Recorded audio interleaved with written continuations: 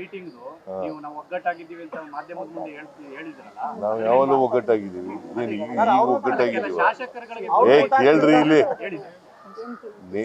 ಇವತ್ತು ಒಗ್ಗಟ್ಟಾಗಿರೋದಿಲ್ಲ, ಮೊನ್ನೆ ಒಗ್ಗಟ್ಟಾಗಿರೋದಲ್ಲ, ಯಾವಾಗಲೂ ಒಗ್ಗಟ್ಟಾಗಿದೆ. ಶಾಸಕರು ಸಚಿವರಿಗೆ ಔತಣ ಆಯೋಜನೆ ಮಾಡ್ತೀರಿ ಸರ್ ಜಂಟಿಯಾಗಿ? ಶಾಸಕರು ಸಚಿವರಿಗೆ ಜಂಟಿಯಾಗಿ ಔತಣ ಕೂಟ ಆಯೋಜನೆ ಮಾಡಿ ಒಗ್ಗಟ್ಟಿನ ಸೂತ್ರ ಪಡಿಸ್ತೀರಾ? ಇಲ್ಲ, ಇದ್ರ ಊಟ ಮಾಡಿ ಎಂತದು CLP ಮೀಟಿಂಗ್ ಕರಿತೀವಲ್ಲ, ಅವತ್ತೇ ಊಟ ಮಾಡ್ತಾರೆ. ಕಳೆದ ಮೈತ್ರಿ ಸರ್ಕಾರದಲ್ಲಿ ಜೋಡೆತ್ತುಗಳು ಅನ್ನೋ ವರ್ಡ್ ತುಂಬಾ ಫೇಮಸ್ ಆಗ್ತಿತ್ತು. ಈಗ ಬ್ರದರ್ಸ್ ಅನ್ನೋ ಪದಗಳು ಕೂಡ ನಿಮ್ಗೆ ಇಬ್ಬರನ್ನು ಕೇಳ್ಬರ್ತಿದ್ರು.